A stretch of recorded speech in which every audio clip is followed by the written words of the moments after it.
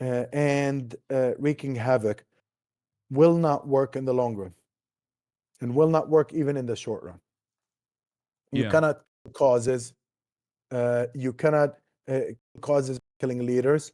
There will be other leaders that will come up. I mean, the history of Hezbollah is a good example, but also history of the Palestinian movement, and whether left we're talking about leftist parties or we're talking about religious ones, or any other political movement that we've seen in the region. Um, they will survive against escalations. The real issue, the only thing that will allow for progress and change, is actually structural change. And that's what we Absolutely. need to be talking about. And I hope that people here will think about it. And that means thinking about the political and national rights of the Palestinian people, and thinking about respecting the sovereignty of the states that surround historic Palestine. Absolutely. Thank you so much.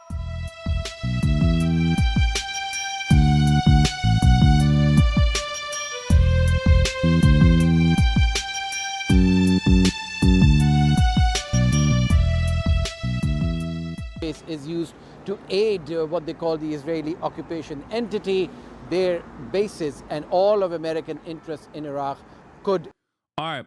We're going to have a brief intermission here where I am going to be introducing to you Professor Abdel Razzaq Takriti, who teaches modern Palestinian and Middle Eastern history at Rice University. He's the author of numerous studies. Most recently, he launched the Tavra podcast on Daniel Denver's The Dig, a 16-episode series surveying the modern history of the Arab lands.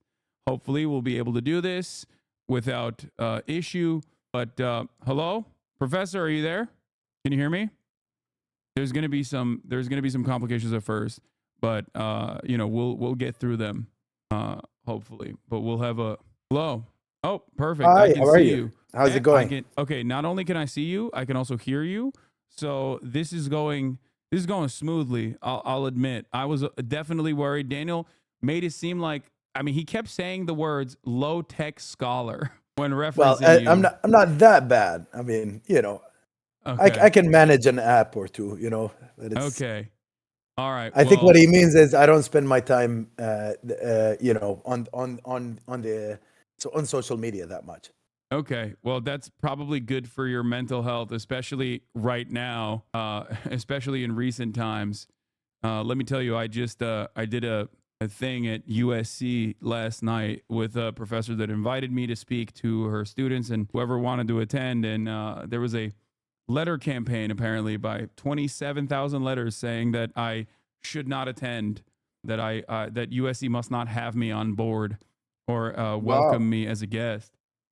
So that's How usually how it horrendous. works on social media. And these are probably just Israeli trolls and that kind of thing. Yeah. No, it was a Zionist group on campus that launched it, but I guess it didn't work in their favor. In any case, welcome to the broadcast. I've heard a lot about Daniel has sung your praises quite a bit in terms of your acumen and your knowledge over the region and the history. And originally, when we first were supposed to have this conversation, I wanted to ask you about the history of Hezbollah because, of course, there are a lot of people in my community in general that are perhaps a little unfamiliar with Hezbollah, like where it started, why it started as a political movement. And I'm sure you know this already, but obviously in the Western media, it's very black and white the way we communicate about America's adversaries, and even America's allies. They're the good guys, and anyone that stands as a resistance to American intervention in the region is officially declared a state-sanctioned enemy. Terrorism. Let's start there. Let's start with the designation of terrorism. What do you, as an academic, think about this designation? Is this one that has any sort of like real legal precedent? Is that simply a socio-political term applied broadly to non-state actors that we want to deny habeas corpus to? I mean, this is an excellent question, and I think the answer to it is contextual. So I would invite our audience members to think. Why is it okay, for example, for a state like the Israeli state to invade Lebanon, kill thousands of people, injure hundreds of thousands in places like Gaza, across Palestine, terrorize the whole region? If terror is about spreading fear, spreading insecurity, that's certainly what that state is doing.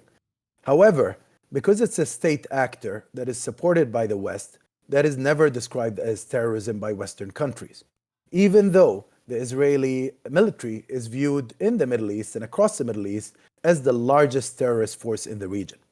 So it is all relative, it is all contextual, it depends on how you view things. In terms of its impact, actually, the Israeli state has terrorized way more people than any of the designated terrorist groups that the United States designates as terrorists.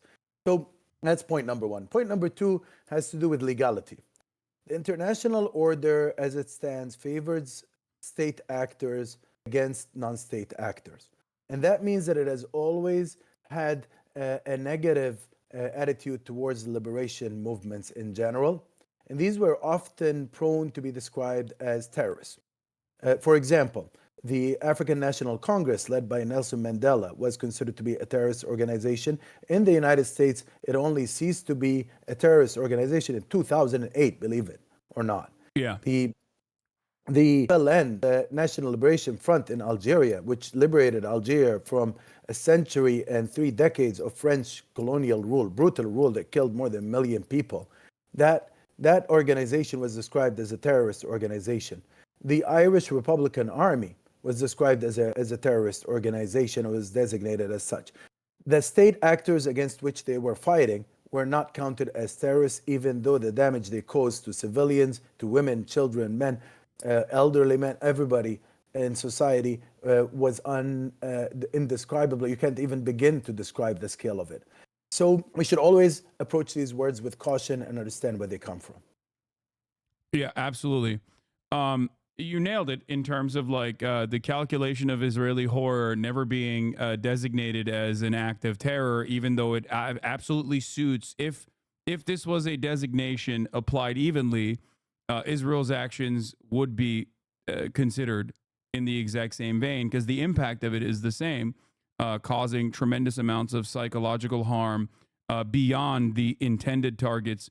And in many instances, the intended targets are broadly civilians regardless.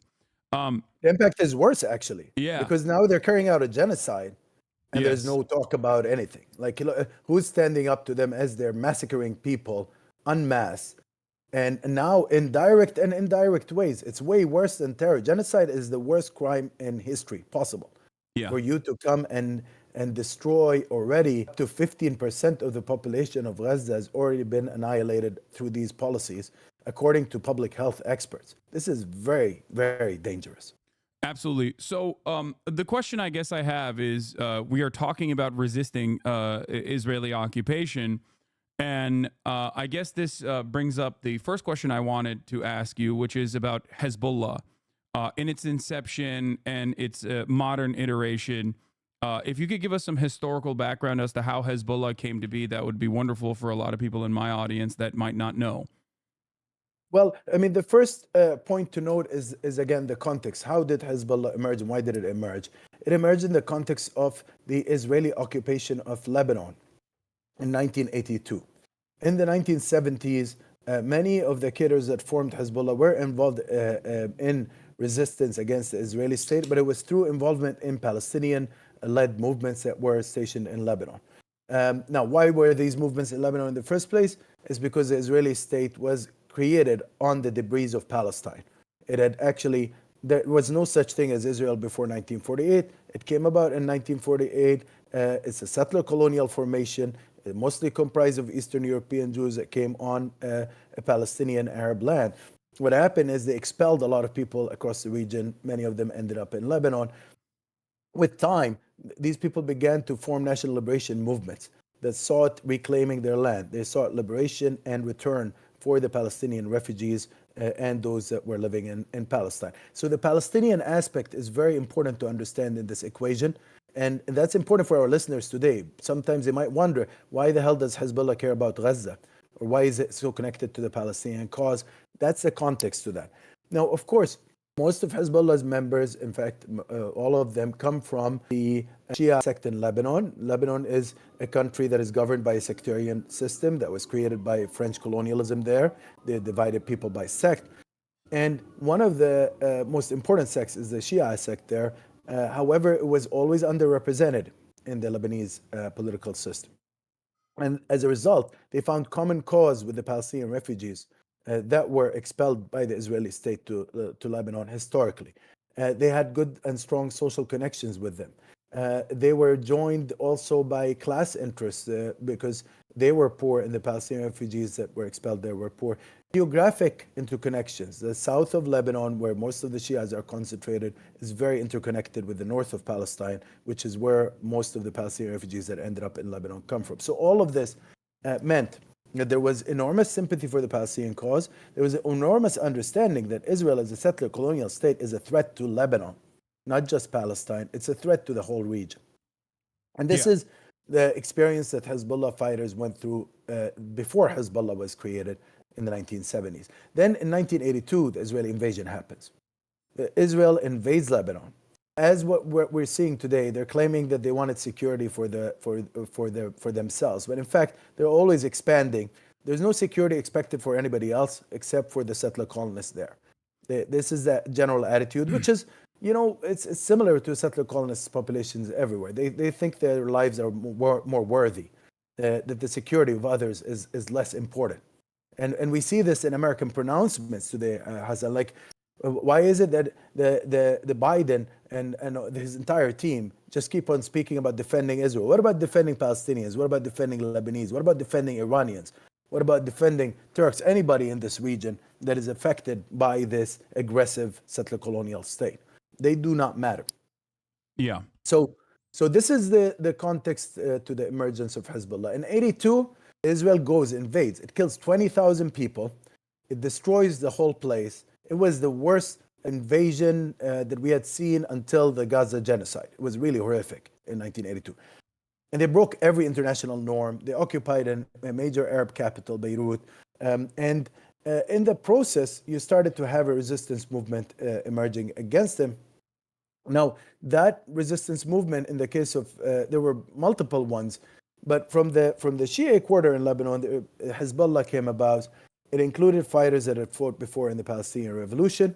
It also included people that were rejuvenated by the Iranian Revolution. They saw what had happened in Iran, and they decided that they're going to follow an Islamic path towards revolution. Previously, many of these people had joined the left or had been part of anti-colonial resistance in the Palestinian movement. Now, they were inspired by a new model that was offered by the Iranian Revolution. And in theological terms, strictly theological terms, our viewers may or may not be familiar with this concept. They adhere to something called Vilayat al-Faqih, or Wilayat al-Faqih, as we would say in Arabic. That means the governance of the jurists. They agreed with the Iranian line that was proposed by Ayatollah Khomeini, which said that the Islamic Ummah, the nation, has to be ruled in accordance with the precepts of religion, through the interpretation of the jurists. So that was a controversial line in Shia circles. It continues to be, but Hezbollah were adherents to that line, and in Lebanon they became associated with it. They developed a very close relationship with the post-revolutionary Iranian government. Yeah.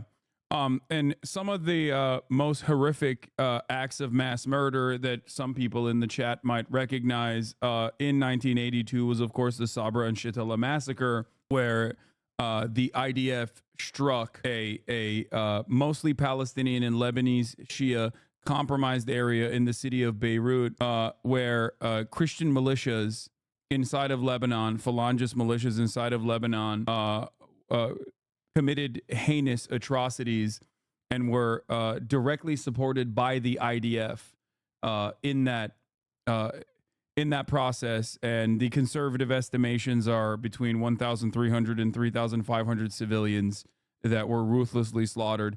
Many of the immediate propaganda that came out, the atrocity propaganda that you might have even heard from the likes of Joe Biden, as a matter of fact, without any sort of evidence whatsoever, repeated post October 7, were actually real documented atrocities that occurred in Sabra and Shatila.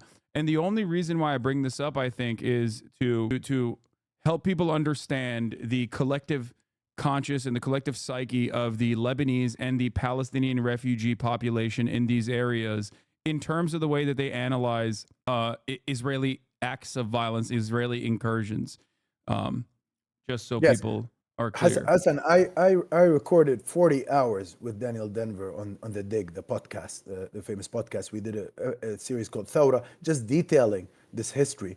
It is a very complex history, but I would encourage our listeners to check it out. But seriously, for this, for us to understand what's going on, we have to realize that there's an accumulation of both Israeli colonial violence, but also American support for it. The reason why Sabra and Shatila happened isn't just because the Israelis unleashed their militias that they had trained and armed these Lebanese militias that were under their control, and it wasn't just because their army besieged the camp and facilitated this process. It wasn't because they gave the order for it. It's more than that. It's part of the total betrayal of the United States to the agreements that it had signed. The U.S. had sent an envoy in '82 demanding that the PLO exit, and the PLO said, the Palestine Liberation Organization, said, okay, you know what, we'll exit, but how do we guarantee the safety of the women and children and the elderly people that will be left in their Palestinian refugee camps, given the fact that our fighters will no longer be there to defend them? And the U.S. gave guarantees. The whole international system was supposed to uphold these guarantees. Nothing happened. Israelis were allowed to go, kill, inflict this wanton destruction on the Palestinian people. It was one of the worst massacres in our history. Now, of course, in Gaza, everything pales in comparison to Gaza because it's full-on genocide. But up till that point, seriously, these heinous crimes were unbelievable. So, of course, that led to the resistance option that was proposed by Hezbollah to become very popular. Because look, people here talk, they talk about, okay, why aren't the Lebanese people peaceful? Why aren't the Palestinian people peaceful? Why aren't the Iranian people? All of this talk. I'm like, everybody's peace-loving. Actually, in our region, we need peace for us because the level of destruction imposed on us is much bigger. But there's a big difference between peace and pacification. Pacification means that I keep on beating you up.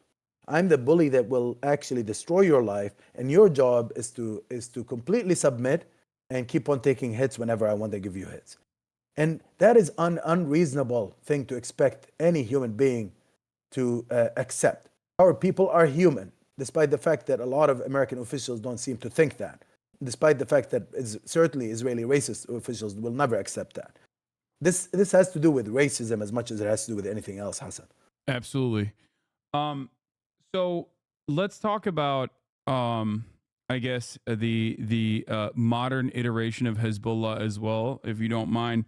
And then I want to move into Iran a little bit as well, considering that this conversation was supposed to center around Hezbollah and its reception in the region broadly as a resistance force against Israeli incursion, specifically both in Lebanon, but also as a deterrence factor against Israel's ongoing genocide and occupation in Gaza. But since then, of course, Iran has chosen to retaliate for Israel assassinating IRGC commanders inside of Beirut and in other places, as well as a direct violation of Iranian sovereignty when Israel assassinated Ismail Haniyeh, the Politburo chief of Hamas, the person that was the principal negotiator in the hostage negotiations that were ongoing. Israel did this, of course, in Tehran, which was a direct violation of Iranian sovereignty, which Iran said that they would inevitably retaliate towards. And it seems like today was that retaliation. But in terms of Hezbollah, a lot of the conversation, in my estimation at least, a lot of the conversation surrounding Hezbollah and the Israeli incursion into Lebanon has been basically repackaging the exact same type of propaganda that we saw with respect to Hamas, that Israel wasn't simply pummeling Gaza into submission, that it wasn't engaging in an act of genocide, but instead was actually liberating the Palestinian people from the treacherous nature of Hamas. And now the exact same propaganda, it almost reset, right? Where Israel is technically liberating the Lebanese population from Hezbollah. Is there any truth to this kind of propaganda in your estimation? Or what does the broad reception of Hezbollah look like in the eyes of the Lebanese population? Well, I mean, I've alluded earlier in the interview to the sectarian nature of Lebanese politics. Unfortunately, as a result of two civil wars in the 19th century, and as a result of various, influences, including a few decades of French colonialism, Lebanon was designed as a sectarian state. And what that meant is that your religious background determines who you are as a Lebanese citizen. That has serious implications for politics. It means that people are ossified, they get frozen into their sectarian identities when it comes to political behavior. And that meant also that you get political allegiances often correspond to sectarian lines. There are challenges to this. The Lebanese left was always secular, for example. There have been movements that have emerged that have mobilized people across religious and sectarian divides, including Hezbollah in certain moments, by the way. And Hezbollah still has an audience outside its immediate sect. However, Israeli policy has always followed a doctrine that they've had since the early days of the Zionist movement, before there was even an Israeli state. And that doctrine was called the peripheries doctrine. For people who want to Google it, they can check that out. The idea it was always... What was it again? So can you say that again? The peripheries doctrine. So their notion is to focus on minorities and create tension between different religious groups or tribal groups or national groups in the region surrounding them, so that they could actually weaken the regional system and be able to establish their settler colonial dominance in the region.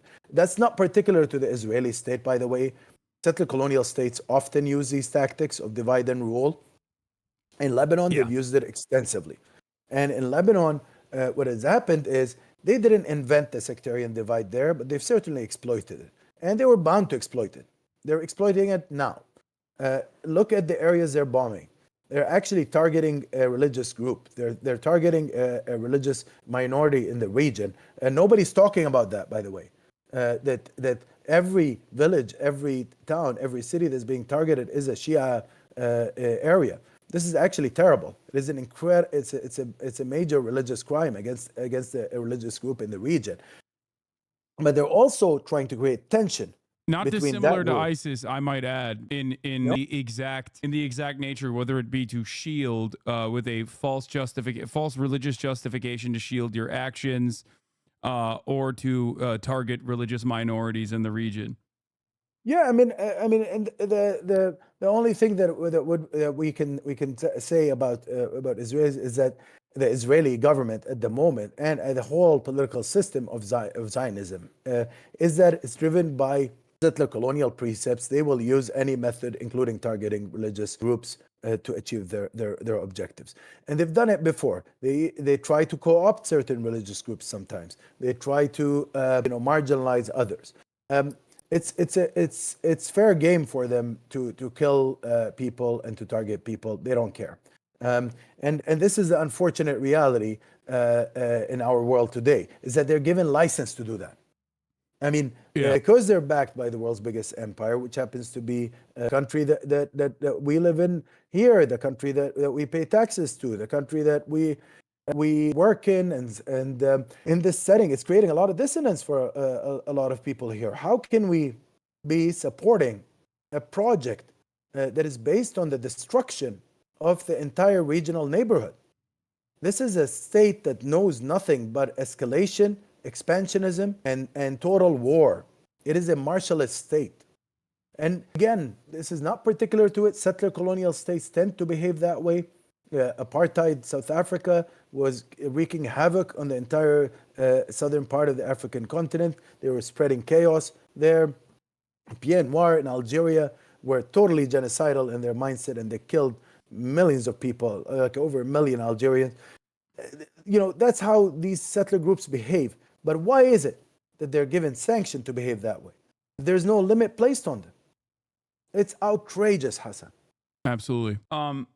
In terms of the Iranian retaliation, or I guess even with the existence of Hezbollah, much has been said about Hezbollah's actions in Syria or even in its domestic affairs inside of Lebanon.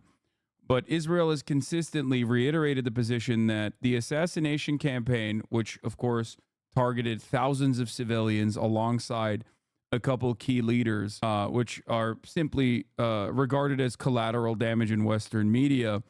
The assassination campaign was conducted specifically to try and decouple Hezbollah from Gaza. Could you speak to the similarities within the Ansar Allah regime as well, or if that's outside of your purview or expertise, that's also perfectly fine. I didn't ask about that to Daniel No, earlier, that's totally fine. I mean, but I can tell you something. yeah. Go ahead, Hasan. Well, the question I have is the question I have, I guess, is that what do you say to people again that consider Hezbollah to be a terror group and fundamentalist overall? I guess it's that has nothing to do with the reasons as to why Israel assassinated Hassan Nasrallah or the leadership of Hezbollah, and everything to do with the fact that Hezbollah was a deterrence mechanism against Israel's ongoing genocide in Gaza. Let me tell you an interesting thing, Hasan. In our country here, in this country, when we encounter people usually who attack Hezbollah as fundamentalists and all these groups as fundamentalists, they tend to be fundamentalists themselves. People in the Republican Party who belong to actual evangelical movements, for example. Yeah. Okay. They believe in religious conservatism. That's what Hezbollah believes in. I would say the religious conservatism Hezbollah is milder, actually, because they're not so obsessed with certain things like abortion, and they don't spend their whole time focusing on attacking gay rights and that sort of thing. So in a way, actually, the groups here are way more conservative. However, what we're talking about is religious conservatism. I might disagree with that personally. I'm not a religious conservative, okay? But the issue here is not their Islamic character. What they actually don't like about Hezbollah, and let me be very clear here. The U.S. has historically supported Islamic groups in many parts of the world against what they perceive to be communist infiltration. So in Afghanistan, for example, they produced Al-Qaeda to fight the Soviet Union. Okay, the predecessors to Al-Qaeda were actually created by the U.S. and with Saudi funding. Okay, and this is something that's well established in the scholarly literature, Hasan. There's no doubt about it. Oh yeah, it's a fact. So they don't have a problem with religion. They don't have a problem with religious fundamentalism. The issue they have with is where is it directed? And let's be clear, Hezbollah is way less religious fundamentalist than any of the groups that we have described. Qaeda or anything like that. Or I mean, even the current Saudi administration that we are closely aligned with, on top of Saudi Arabia, obviously being a wonderful ally to the state of Israel as well. Yeah, and they're less fundamentalist than the Israeli state. The Israeli state is officially now ruled by Jewish supremacist parties that say that they actually say this on a regular basis, that there should be one of the parties is called Jewish supremacy. They consider themselves to be superior to Palestinians, superior to Arabs, better than them. They should be oppressed forever. It's an officially racist doctrine based on religion. In the case of some of these parties, Ben Gvir, Smotrich, these are real zealots. So let's not now spend too much time thinking that the problem with Hezbollah is their religious affiliation. Their problem with Hezbollah is their geopolitical alignment, and that's what their issue. There's been always a fundamental issue in this region. Nobody wanted a Zionist project in this region. Nobody wanted a settler colonial state in this region from within the region. It was always a project imposed from outside. And it's not a project that is good, even for the settler colonial community itself. And we know this in the case of South Africa and other cases. The Afrikaans for a long time deluded themselves, thinking that they could live forever, ruling over a black majority, having total disregard to their regional neighborhood. We have the same situation now with this Israeli state. Hezbollah, other groups, they will not accept this idea that the Israeli state should be allowed to go and massacre Palestinians en masse, carry out a total genocide without anybody intervening. If they accept that idea, then they're also setting a serious precedent for themselves. You know, let's say the Israelis finish the job in Gaza. Finish the job, by the way, has a horrific meaning. It means kill everyone. That's what they're doing now. Okay, if they do that, then Lebanon will be next. Then the rest of the region will be next. It's a very dangerous phenomenon. Trump now is talking about annexing the West Bank to Israeli state. The West Bank will be next. Absolutely. This project has no limits. One other aspect of this for, I guess, like Western squishy liberals who are like, oh, well, you know, Hezbollah is this or that, is the reality that, and this is a J-Post article that I have in front of me, that Israel also, in the targeted assassination strikes that they conducted in Lebanon in these dense suburbs, densely populated with civilians, also engaged in assassinations on 3 PFLP leaders in the Kola district of Beirut. Now, the PFLP is not a religious group at all. As a matter of fact, it's simply a Marxist group. This is, of course, very similar to, once again, another assassination that Israel had engaged in with Ghassan Kanafani. Again, famously not a very religious person, but simply a Marxist. And to make matters worse, of course, to add insult to injury, the PFLP leaders that were killed were not actually engaged in the tit for tat cross-border missile campaigns that were being conducted between Hezbollah and Israel, which Israel was still responsible for 82% of the of the munitions being deployed there. Having said that, this simply shows once again that it has nothing to do with even border security for the northern territories of Israel, but instead has everything to do with the fact that Israel gets to kill whichever leadership or whichever commander or whoever says that they do not like Israel's genocide in the region. I mean, let's imagine that it is about border security. Let's imagine that for a second. They always use security arguments, okay? Why should they have security and nobody else in the region has security? I mean, this is the real fundamental question here. What does security mean? I mean, their version of security is I dominate the region. I do not give freedom to the Palestinian people. I do not create democracy. What I create is a Jewish state that is supremacist in character, that rejects people from other religions, rejects people from other ethnicities, and has a project of permanent domination over them. That is not acceptable. By the way, there's a lot of Jewish descent in this country and elsewhere now around this, especially amongst younger people. So yes. They're upset that this settler colonial state is actually using the good name of Judaism to pursue its actions, because it has nothing to do with Judaism. No religion actually would sanction the sort of actions that are being taken now by the Israeli state. It is a genocidal state. It is a state that has been described by Human Rights Watch, by Amnesty, and by other major human rights organizations as an apartheid state. It is a state that has broken more UN resolutions than any other state in history. It is, in fact, if you want the technical definition of a rogue state, it fits that definition. It is a rogue state. It is a state that goes rogue against the entire international order. Now we have ICJ decisions on it. It doesn't want to accept it. The International Court of Justice has ruled that it's plausibly genocidal. They don't care. It has ruled that they should stop what they're doing in Gaza. They don't care. And now in Lebanon, they're not caring either. And assassinations is one of their methods. They use it against everyone, Hasan, as you've noted.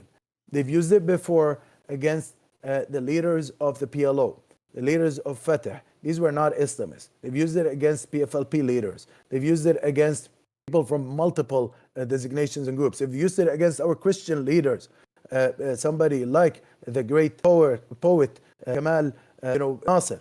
These were people that were murdered because they were intellectuals, because they were thinkers, because they were actually calling for anti-colonial revolution. And there's a big difference between anti-colonial revolution and terror, by the way, Hassan. Now, speaking of Hezbollah, I'm not a Hezbollah member. I'm not a Hezbollah supporter. I have no affiliation whatsoever with that. Okay, but however, at the same time, I'm somebody who's an analyst and understands the region. And I will tell you something very clearly. Should the Israeli state cease its project of domination in this part of the world, should it give freedom to the Palestinian people, should it stop threatening the people of Lebanon, should it stop its expansionism across this region and its project to continue settler colonial domination, should it democratize and actually say, okay, we'll be a state that's not based on religion, it's going to be based on citizenship, we're going to allow the Palestinian refugees to return, we're going to allow everybody to vote, we're going to consider everybody to be sisters and brothers in citizenship, then people would not have a problem with it. But Yes. they cannot accept that. And if you say this, they'll tell you, oh, you're against Israel's right to exist. I'm like, no, I'm not. I'm against the existence of a racially based order of domination. I'm not against the Israeli people living in this territory. They don't come from our lands. Okay, but they've been in them for quite a while now. You know, some of them have been there for one generation or two. A few of them have been there for 3 or more. You know, that's okay. We're not against anybody's presence in this region so long as they actually respect everyone else, integrate with everybody else.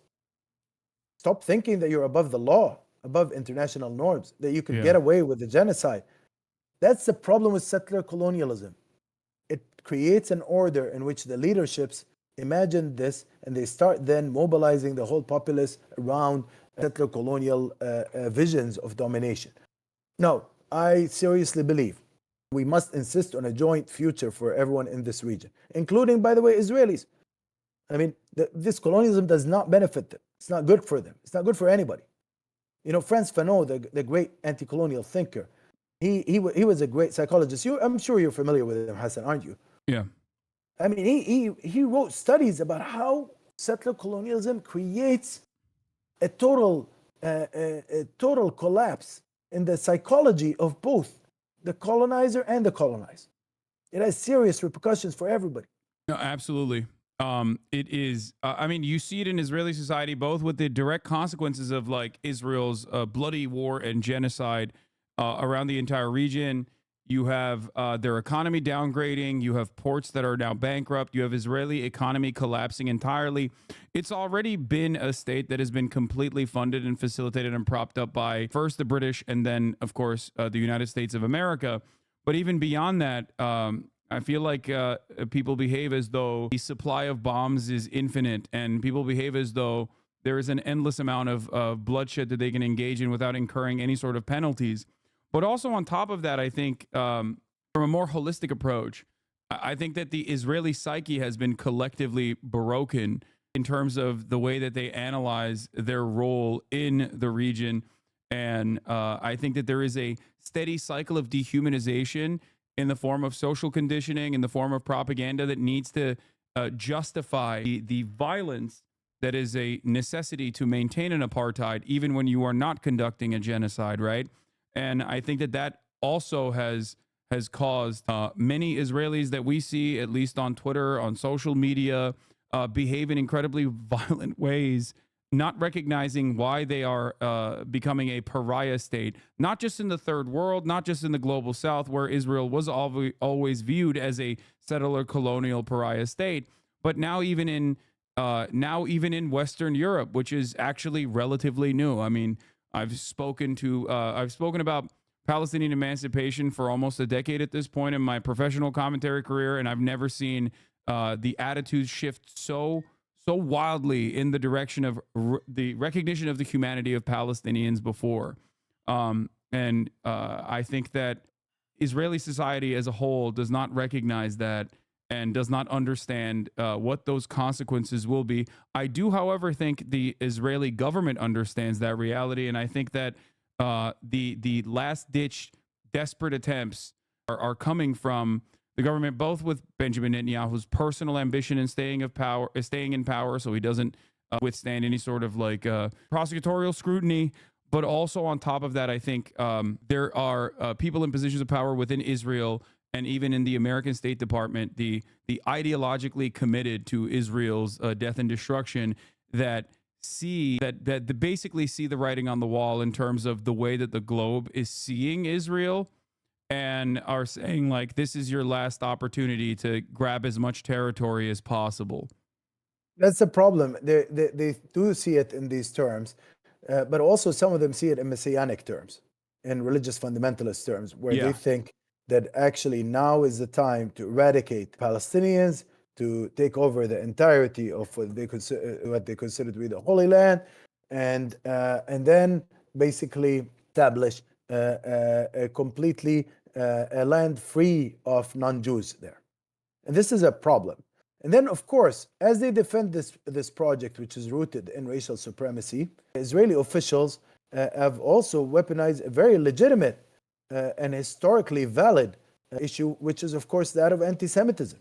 Anti-Semitism is one of the greatest challenges that the world faced, certainly in the Second World War, and we've seen it materialize in the Holocaust. It was appalling. It was horrible. It was a European invention and has resulted in the destruction of much of Europe's Jewry.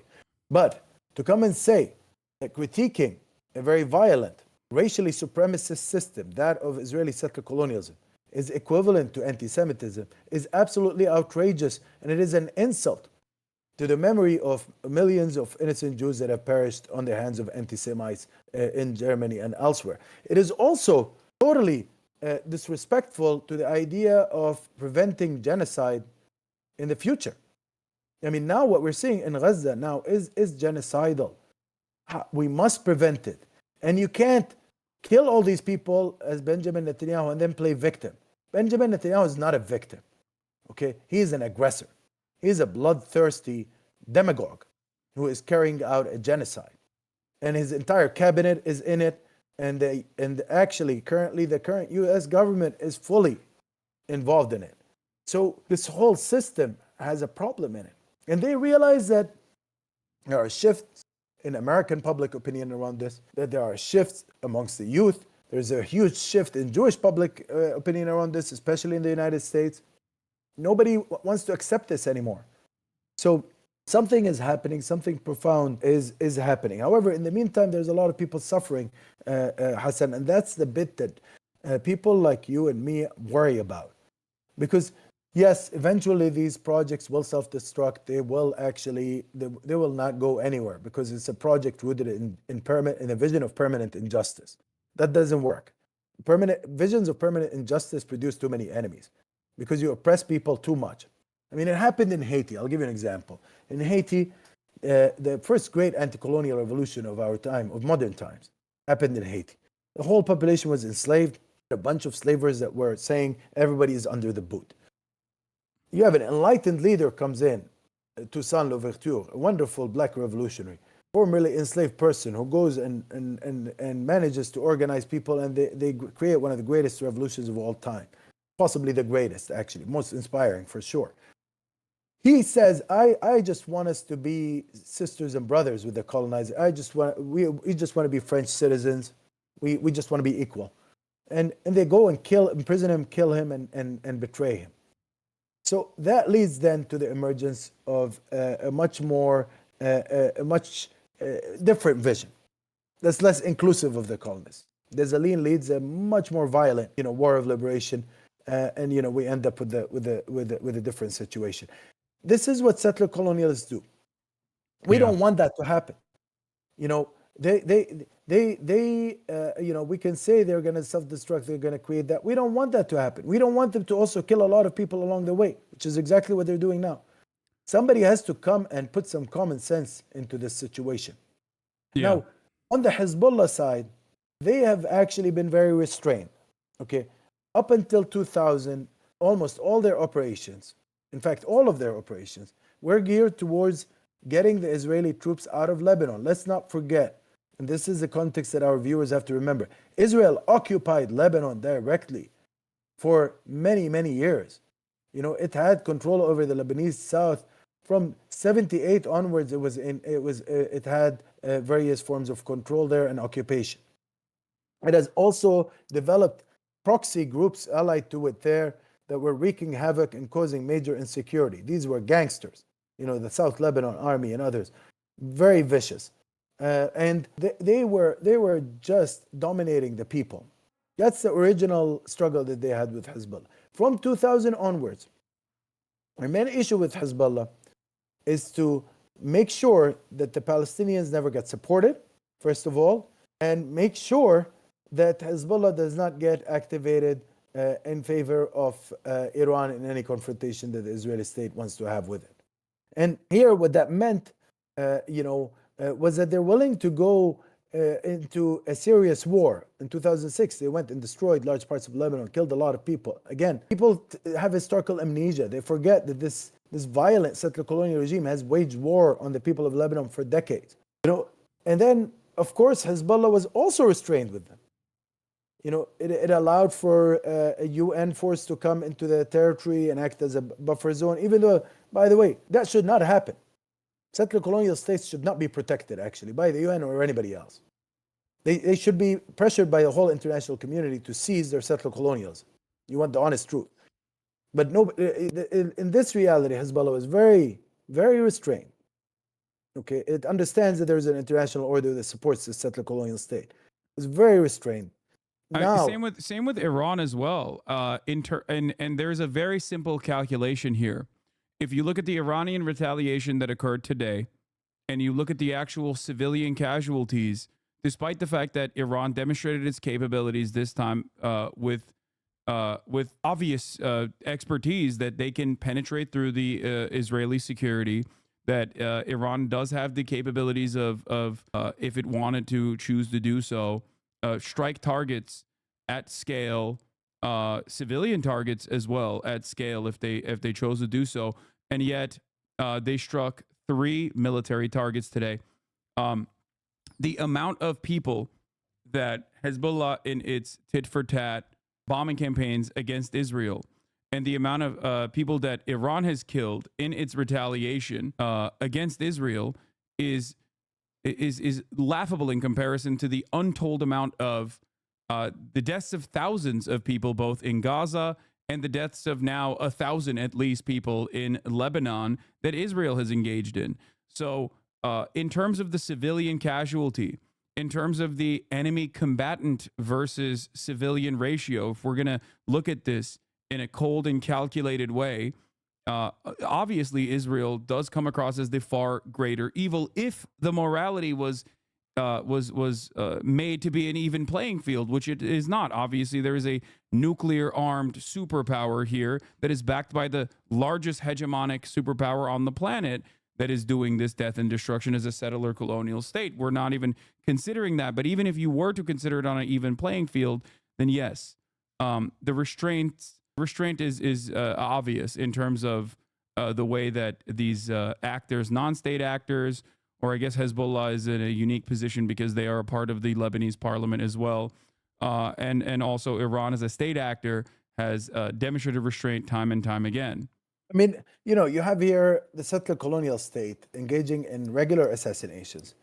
They've killed most of Hezbollah's leaders in this moment, and still the response was restrained. You know why? Because at the moment, Iran and Hezbollah do not want a regional war. That's an Israeli desire. They want a regional war so that they could perpetuate the genocide, get an American green light, or even greater weapons shipments to them, greater financial support for them. They want to unleash a full war machine and drag the region into permanent long-term war. That is a horrific outcome, but it's the outcome that they want. And through that outcome, Netanyahu can stay in power. Ben Gvir and Smotrich can realize their messianic and pursue their messianic visions. And the whole region then is dragged into the abyss. This is the objective. Now, the Iranians have not played that game for a variety of reasons. They know that their actual military power is limited. They know that their financial power is limited. That does not mean they're powerless, by the way. It is a major country. In this region, it has always played a major role and it will continue to play a major role. However, it is a country that is under siege economically. It is a country that has suffered a lot from US sanctions, from US marginalization in the international system. Its relationship with the US, by the way, is far more complicated than just being reduced to the Palestinian cause or the because there was also an Iranian cause in relation to the US. That's why the Iranian Revolution happened. There was a problem with the US dominating Iran, carrying out a coup against democratic forces there, bringing in the Shah and the security state. It's a long history. Yet another instance where more moderate secular forces, or more moderate and even, dare I say, social democratic or socialist forces were gutted for their movements, and then, of course, what took its place was significantly more conservative forces in its stead. Yeah, and was a good example. He was, a secular social democratic figure that won a popular election, and was his only crime was that he was trying to say Iran's natural resources have to serve the Iranian people, and they remove him, and they ensure then that there's dictatorial rule by the Shah.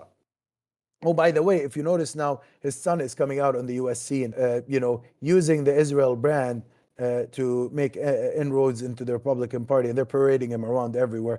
It is really an interesting collusion that's taken place between two very conservative forces in the region, the force of Zionism and the force of this the Shah's successor. But in any case, what we're seeing here, Hassan, and again, I don't think people should think of this as I have to be pro Hezbollah or pro Iran or pro anything or anti anything in this part of the world. I think what we need to think about is structural realities. Structural reality, number one, is that there's a settler colonial order. Okay. That regardless of who leads it or who is opposed to it, in terms of ideology or political affiliation, the structure determines much more, is much more relevant. So we have to understand this. There's a settler colonial order here. It will always behave in a settler colonial ways, because what settler colonialism is, and we keep on saying this term, but let's specify what it is. There were people living in that land before. Another group comes in from outside, in this case mainly Eastern Europe. It comes in, shows up, and says it's no longer your land. I'm going to expel you, and then the whole region has to deal with that. Okay. This group also expects then that nobody should attack it for expelling these people or oppressing it or killing it. And if decides to annihilate the indigenous population, as it's trying to do in Gaza today, then everybody's meant to be silent. All right? That's not going to work. Okay. Secondly, the second geopolitical structural reality is that there is a history to the settler colonial behavior that has affected the region as a whole. But it's also a history that intersects with the American entry into the region. Okay, so this settler colonial state fought multiple wars with almost every neighbor. Actually, not almost. It fought multiple wars with every neighbor. So it has fought wars against Egypt, killed a lot of Egyptians. And these were major wars of aggression. No, you don't understand. They were the victims in all of that. Of course. 1956, when they conspired with the British and the French to invade Egypt and take away Sinai and march to Cairo even, that's they were the victims. In 1948, when these Zionist militias were expelling people from their homes and basically ethnically cleansing the whole of Palestine, they were victims. And they say, oh, invading Arab armies, we're fighting against it. No, you weren't. You're fighting actually against the Palestinian people and did not want anybody to defend that people. Yeah, it was interesting because there was no armies in Deir Yassin. It was just the only army presence, I guess, was the terrorist militias that came in and committed atrocities against the civilian villagers that had actual peace pacts with the Israeli villages in the region. As a matter of fact, that were a part of the planned Dalit. Right. Up till May 15, 1948, there wasn't a single Arab army in the whole region. Okay. And it was basically Palestinian villages being attacked and ethnically cleansed for no less than 6 months. And they had actually emptied out most of the main cities during that period, by the way. Haifa was ethnically cleansed before any single Arab army entered. Jaffa, the same thing. These were the major, most important Arab cities. We can go on and on about this, Hassan, but the main point to emphasize here is A, the settler colonial group is not a victim group, okay? It is very much in the Middle Eastern context using policies of aggression.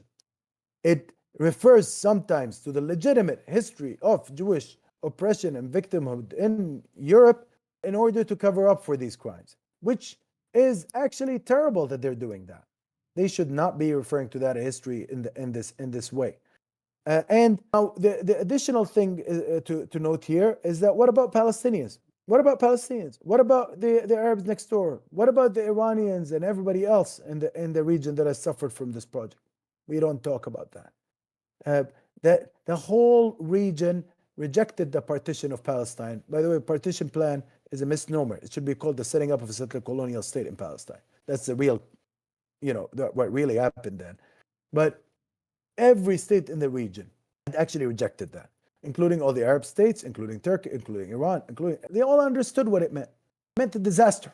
It meant a disaster. And now we have to actually work on finding a common future beyond this disaster that took place. There has to be, especially after this genocide, we have to rethink everything. All the main precepts have to be rethought.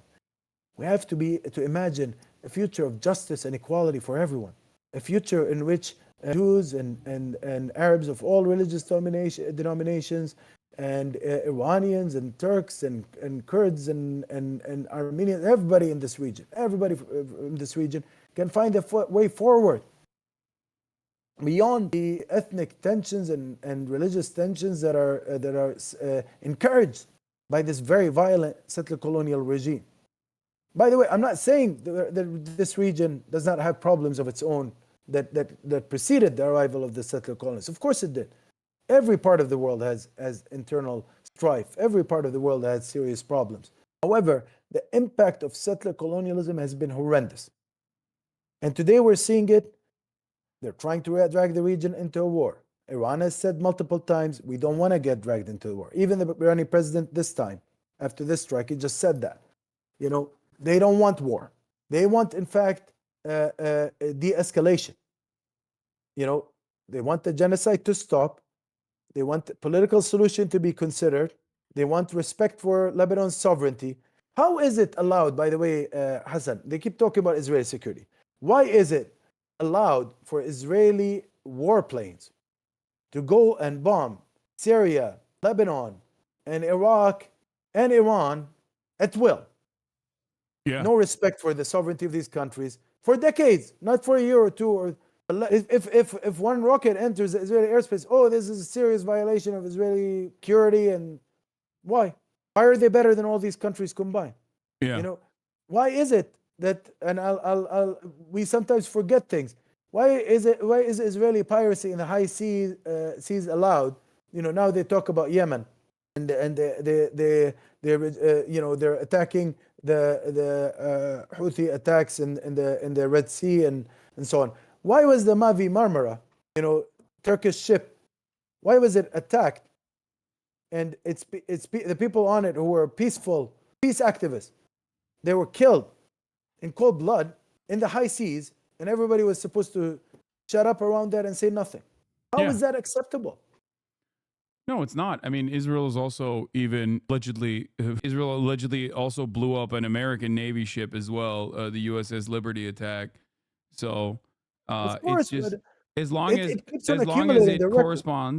corresponds, to American state interest, like it's not like the United States of America cares about its own civilians or its own citizens or its own military members either. If they did, they would not send thousands overseas to go defend its national interests, to go and maintain a security posture over opium fields in Afghanistan, only to get shot by people that live there, that want them out of there, or in Iraq as well, to have it explode under their Humvees. If they truly cared, they wouldn't be engaging in such acts and lying to go to war and consistently do military occupation in these. This, this brings us to our responsibility as Americans here, because let me be very clear. I have an allegiance to the betterment of the lives of American people, our sisters and brothers that are living in terrible housing, our sisters and brothers that do not have access to healthcare, the total oppression that we're seeing here in our own country is unspeakable. I mean, I see it every day. And where is the money going to? Wars, endless wars. This project of domination. They've just supported the Israeli state with an enormous package. You know, this $16 billion package that went there. You could fix the whole homelessness problem in the major American cities. I mean, I know in Houston it would not cost nearly as much here where I live. You know, it would not cost that much to fix homelessness. You would be able to actually support health programs, support programs for our kids, for our schooling, for the education system that is collapsing. So actually, when we talk about visions for the Middle East, it's also interconnected with a conversation about visions for the United States internally. What kind of society do we want to build here as well? Is it a society that disregards the interests of the people at home in order to expand imperial wars abroad and support settler colonial states like the Israeli state abroad? Is that really what we want? Or do we want a better future for everyone, including Israelis, by the way, themselves? They don't even know this. But this permanent war model is not good for them. But more importantly, actually, it's not good for the people that are living under their boot, the Palestinians, the surrounding Arabs, the Iranians, everybody else in this part of the world. Yeah. Well, thank you so much, Professor, for coming on. It was delightful and very informative. Professor Abdel Razzaq Takriti. Am I saying that right, by the way? I don't Absolutely. Okay. Thank you very much, Hasan. Sorry. Is there anything else you'd like to say before I let you go? Well, I'd like to end on a note, noting that basically this program of assassination, spreading terror, and wreaking havoc will not work in the long run, and will not work even in the short run. You cannot kill causes. You cannot kill causes by killing leaders. There will be other leaders that will come up. I mean, the history of Hezbollah is a good example, but also history of the Palestinian movement, and whether we talk about leftist parties, or we talk about religious ones, or any other political movement that we've seen in the region. They will survive against assassinations. The real issue, the only thing that will allow for progress and change, is actually structural change. And that's what we need to be talking about. And I hope that people here will think about it. And that means thinking about the political and national rights of the Palestinian people, and thinking about respecting the sovereignty of the states that surround historic Palestine. Absolutely. Thank you so much, Professor. Also, tell Daniel that he's wrong when he said you're a low-tech scholar. He's wrong about that. You nailed it. You got it dialed in. You have the Discord and everything. Thank you so much. And a wonderful backdrop. Thank you so much, Professor. Have I a great appreciate day. you, Hasan, and looking forward to seeing you again. Take care. All right, bye. Once again, chat, that was an incredible incredible guest for us. Professor Abdel Razzaq Takriti teaches modern Palestinian and Middle Eastern history at Rice University. Fantastic guest. He had a podcast episode with The Dig with and I hope you guys check out his stuff, his work. He has it's a series called Tavra. I think I'm saying that right. I hope I'm not saying that wrong. But yeah, to your point earlier about the Israeli economy, following the downgrading of Israel, Moody's also downgrades the Israel Electric Company. Yeah, these are the punishments that Israel is bringing about its own citizens, its own economy. It's destroying it because it's hell-bent on death and destruction. Fawra means revolution. All right, I'm gonna grab my food, and What happened? we are gonna continue. And in the course of the day and the reaction, We're gonna continue with the updates from what's going on with respect to Israel's potential retaliation against Iran. We're waiting. Right now, Israel most likely in the upcoming hours will retaliate against Iran. Their security cabinet meeting ended. The debate is also coming up as well. Not entirely certain as to when that's going to happen. It will be, you know, there's a lot of motion. There's a lot of movement. We'll figure it out. It's at 6 p.m. Pacific, though, the debate. Leader of Hamas in Tehran.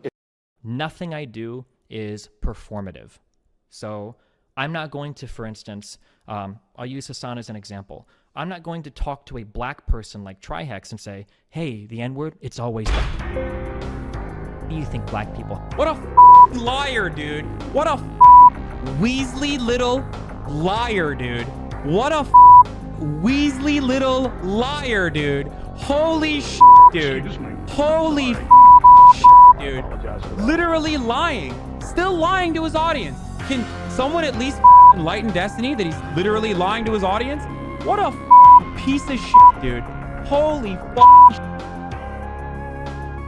America deserved 9/11, dude. I'm saying it. We're there to partner with them. We're not there doing our own thing. We're there partnering and training in a video and game, equipping and enhancing their capabilities. So that's part of what we're doing. And the other part is just knowledge. We want to know what's happening. Like we totally brought it on ourselves, dude. Holy shit. We did. We did in a video game. Amazing.